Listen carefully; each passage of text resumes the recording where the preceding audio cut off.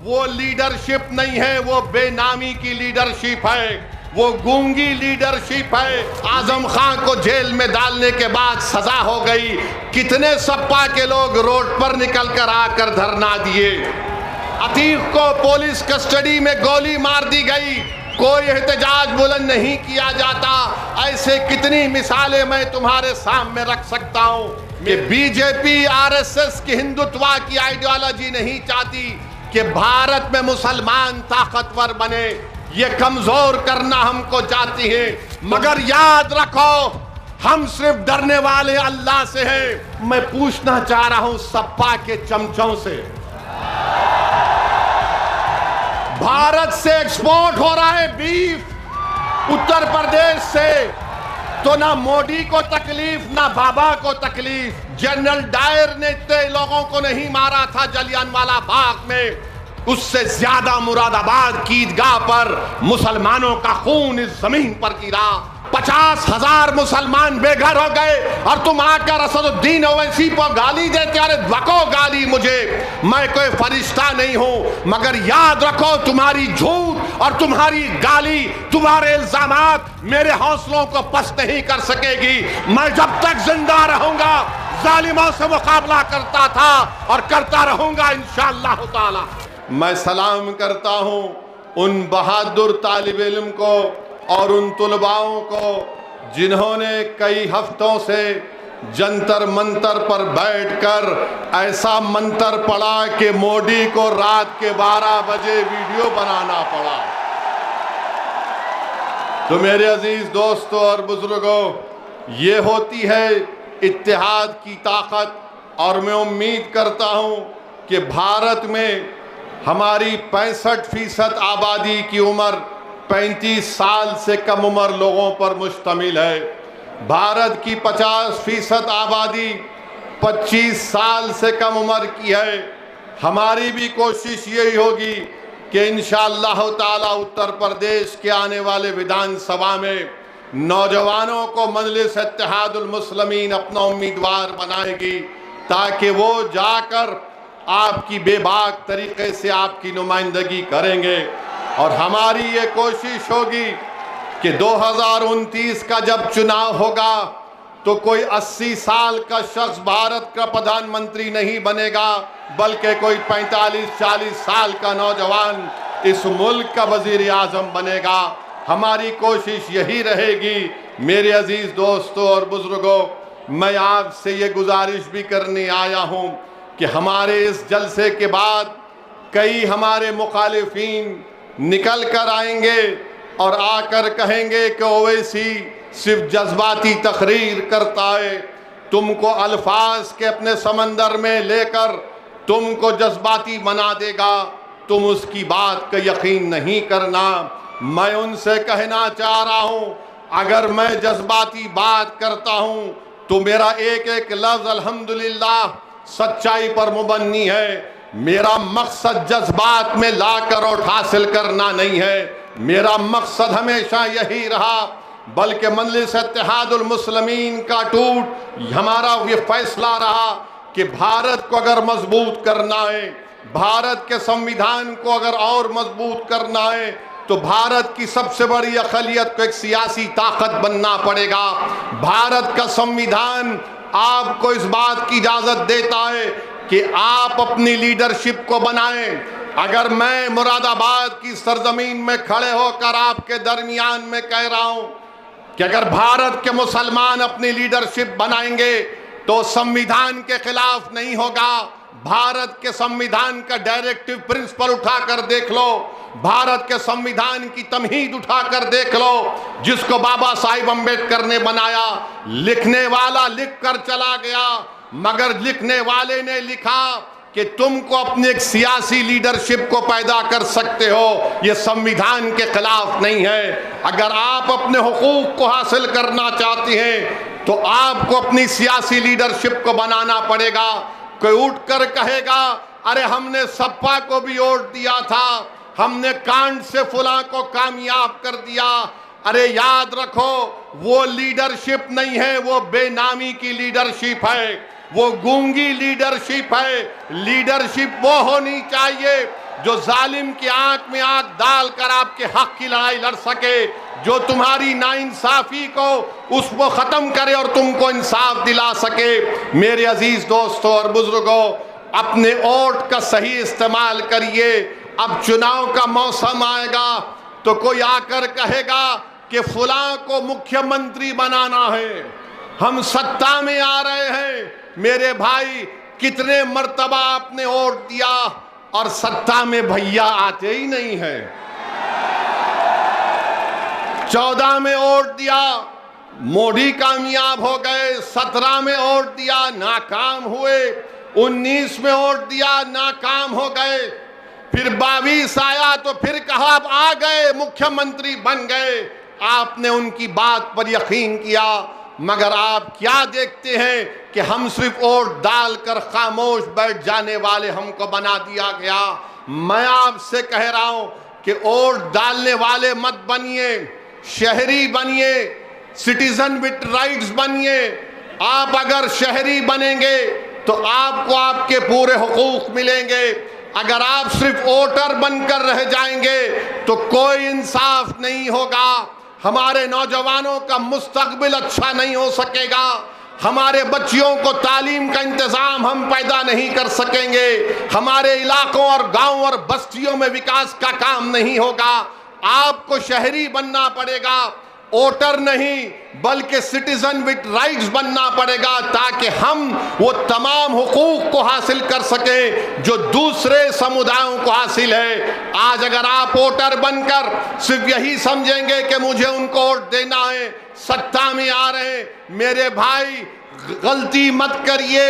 4 मर्तबा आपने गलती की, आपने अपनी लीडरशिप को पैदा नहीं किया। यकीनन जंतर मंतर पर बैठने वाले बच्चों से इजहार हमदर्दी और उनका साथ देना अच्छी चीज है, मगर मैं ये पूछना चाहता हूं, आजम खान को जेल में डालने के बाद सजा हो गई, कितने सपा के लोग रोड पर निकल कर आकर धरना दिए? बताओ, हमको कोई जवाब नहीं दे सकेगा। अतीक को पुलिस कस्टडी में गोली मार दी गई, कोई एहतजाज बुलंद नहीं किया जाता। ऐसे कितनी मिसालें मैं तुम्हारे सामने रख सकता हूं। मेरे अजीज दोस्तों और बुजुर्गों, आज आप देख रहे हैं कि उत्तर प्रदेश में बीजेपी की सरकार है, वो एक पूरी कोशिश कर रही है कि मुस्लिम अक़लियत के बच्चे और बेटियां हमारी तालीम याफ्ता ना हो। इसीलिए जौहर यूनिवर्सिटी को डिमोलिश करने की, तोड़ने की नोटिस दी जाती है। इस बात का यकीन कर लीजिए कि बीजेपी आरएसएस की हिंदुत्व की आइडियोलॉजी नहीं चाहती कि भारत में मुसलमान ताकतवर बने, ये कमजोर करना हमको चाहती है। तो मैं आपसे अपील कर रहा हूं कि मुत्तहिद रहिए। और फिर हमने देखा कि समाजवादी पार्टी के नेता अखिलेश ने सोशल मीडिया पर लिखा कि जौहर यूनिवर्सिटी की उन तमाम बिल्डिंग्स को रेगुलराइज कर दिया जा सकता है। अखिलेश यादव ने कानून का हवाला दिया, कहा कि 1973 का उत्तर प्रदेश नगर विकास अधिनियम, इसके तहत जौहर यूनिवर्सिटी को रेगुलराइज कर दिया जा सकता है। मैं पूछना चाह रहा हूं सपा के चमचों से, मैं पूछना चाह रहा हूं सपा की गुलामी करने वालों से, मैं पूछना चाह रहा हूं अखिलेश यादव से कि तुम तो मुख्यमंत्री 2017 तक थे, तुमने जौहर यूनिवर्सिटी को रेगुलाइज क्यों नहीं किया? अगर 1973 का कानून था तो तुमने क्यों नहीं किया? तो सपा के लोग बोलेंगे नहीं, आजम ने हमसे नहीं कहा था। तो आजम जो कहेंगे तुम वो करोगे। 5 साल तुम मुख्यमंत्री थे, 1973 का कानून को तुमने इस्तेमाल नहीं किया। अगर तुम इस्तेमाल करते तो आज वो यूनिवर्सिटी को नोटिस नहीं दी जाती थी।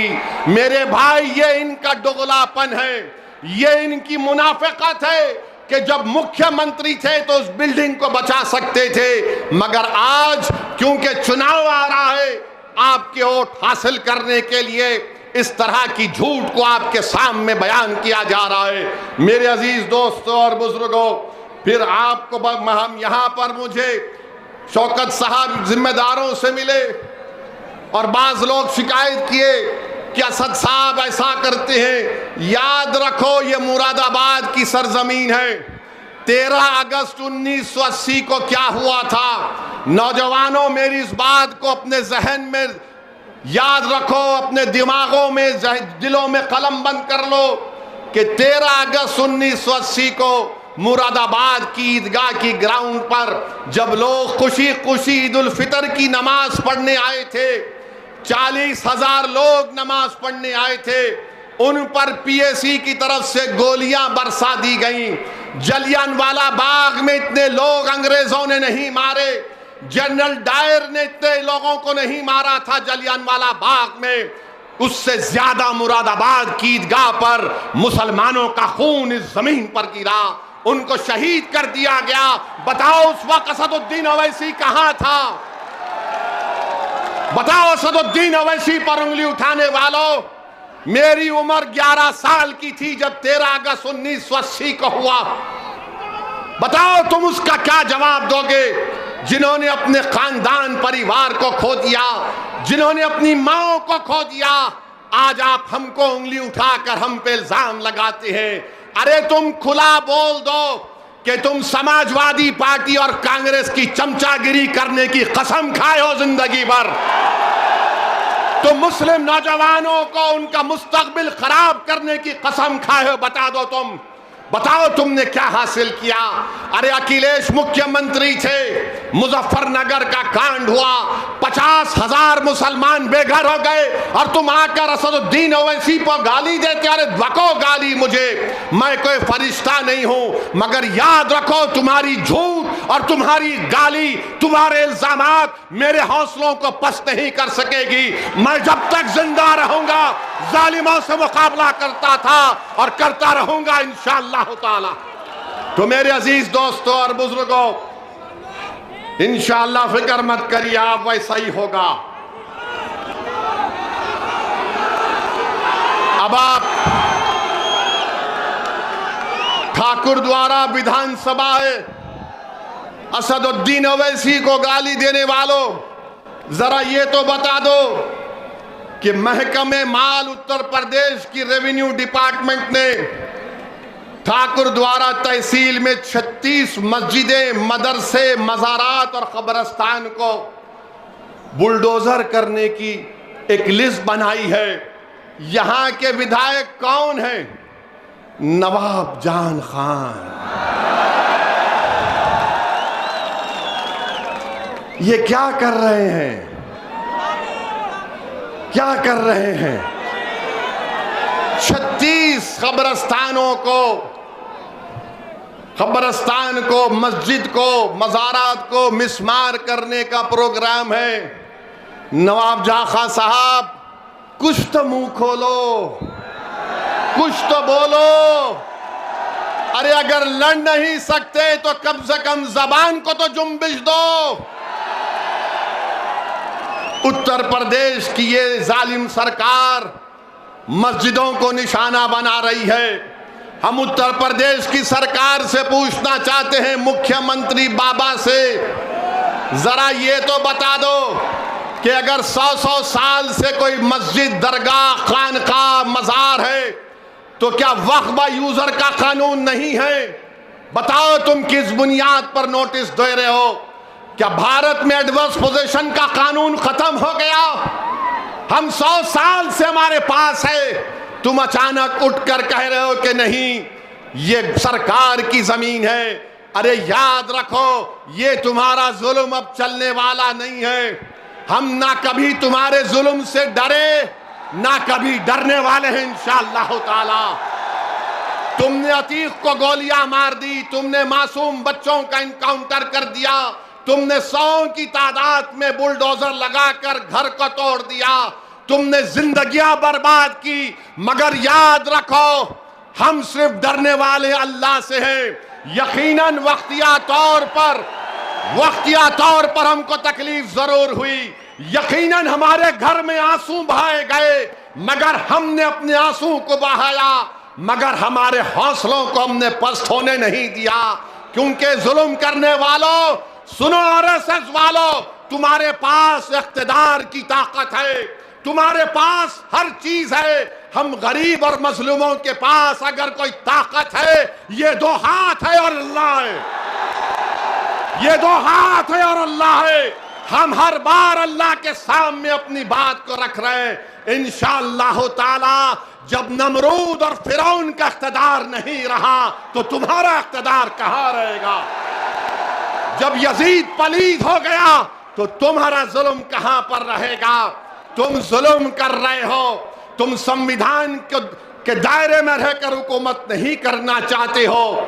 मेरे अजीज दोस्तों और बुजुर्गों, इंशाअल्लाह ताला आप देखेंगे कि आने वाले चुनाव में इत्तेहादुल मुस्लिमीन आपकी दुआ, आपके इत्तेहाद की ताकत और आपके सियासी शऊर के बलबूते पर एक अज़ीमुश्शान कामयाबी हमकिनार होगी इंशाअल्लाह ताला। और फिर हमको बताया गया कि मुरादाबाद में कोई गवर्नमेंट का मेडिकल कॉलेज भी नहीं है। बताओ बाबा, कैसे इलाज होगा गरीबों का? मुरादाबाद में MRI की मशीन नहीं है। यहां पर 9 सरकारी स्लॉटर हाउस थे, उन तमाम को बंद कर दिया गया। आखिर गोश्त का जो कारोबार गरीब कर रहा है, उससे बीजेपी उतना नफरत क्यों करती है?